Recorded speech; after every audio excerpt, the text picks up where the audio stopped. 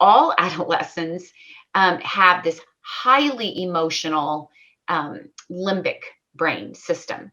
So when we say that our reasoning can be emotionally hijacked, that's what oftentimes happens when a power struggle or a conflict happens with our adolescents and with our children. Hey, wait a second. Are you watching this video without subscribing to our channel? Okay, hit the subscribe button right now so that you don't miss a minute of the content we put out. I trust that you did it. I'm gonna keep walking over here and we'll get back to the video now.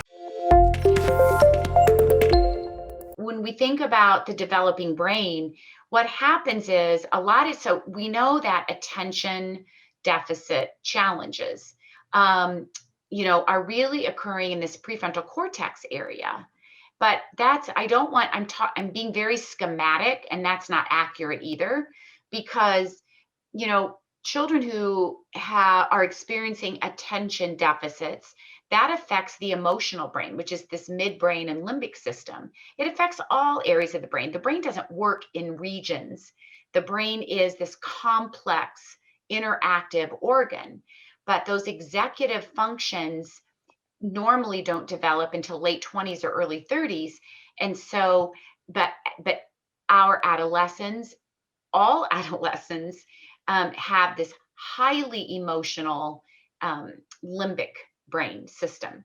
So when we say that our reasoning can be emotionally hijacked, that's what oftentimes happens when a power struggle or a conflict happens with our adolescents and with our children, is that sometimes we all get stuck right here in this midbrain area where you have two almond shape clusters of neurons deep in the temporal lobe of each brain.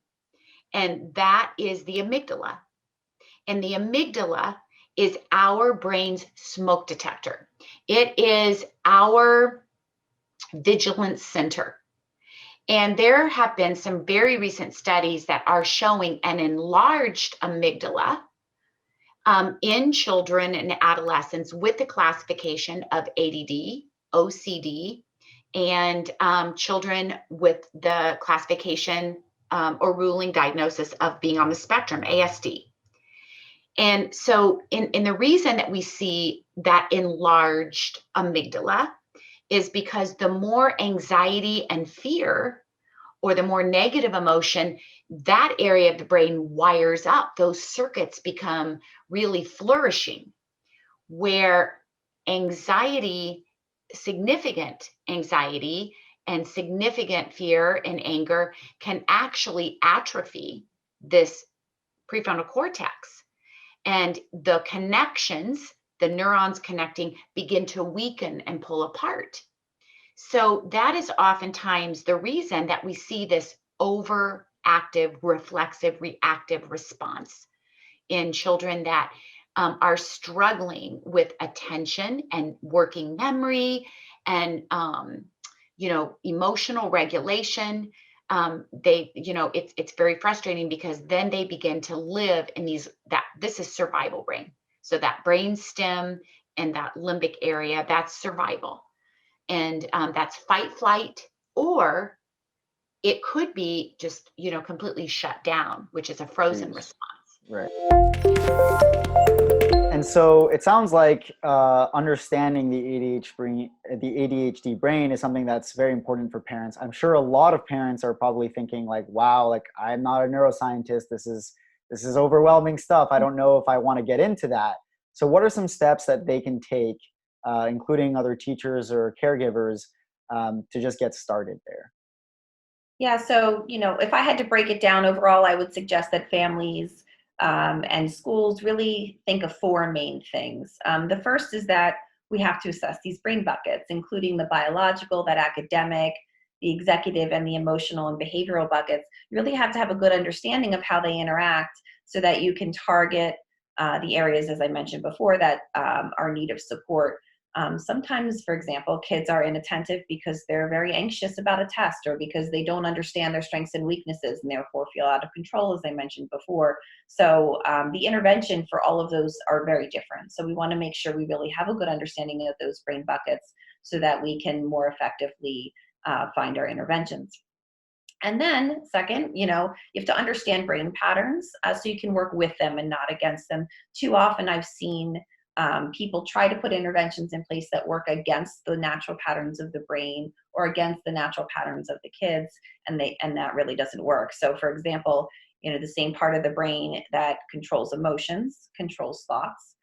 So if you attempt to have a child who's very anxious implement a strategy to help them with a test, like a check and recheck strategy, for example, while they're feeling anxious, it's going to fail. You first have to control the emotion by implementing an anxiety reduction strategy. This could be something like what I call pizza breath. So smell the pizza, blow out the candles,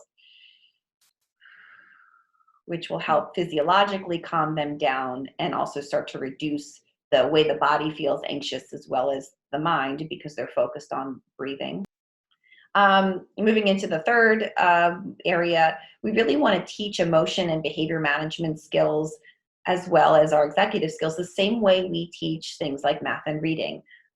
For some reason, we forget that our kids who have different looking frontal lobes and can't control these executive skills as much really need to be taught these strategies. So we actually have to teach an organization strategy, or teach problem solving, or teach self-monitoring, or even how to pull out key words and concepts into text and all of those things.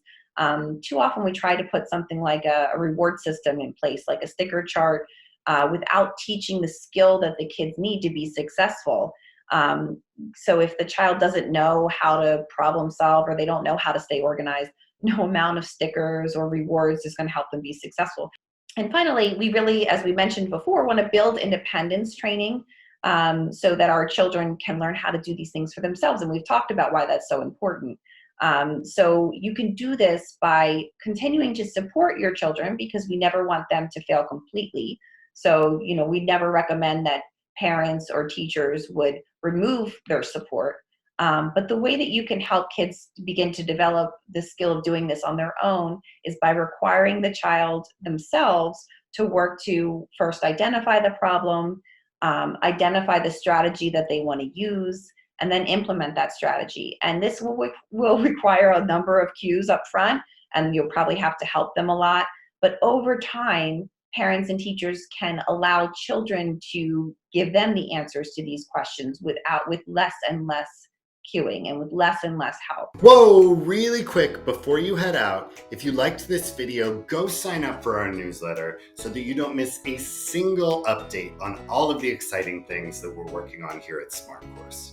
Also, go check out our website where you can sign up for the ADHD Summit and get access to 60 plus masterclasses from some of the best experts in the ADHD field. You don't want to miss it.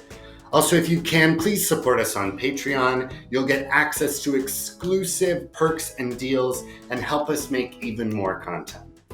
If you can, also take 5 minutes to fill out the survey that's in the description of this YouTube video. We use that information to make better content and understand what sort of content people want to be seeing.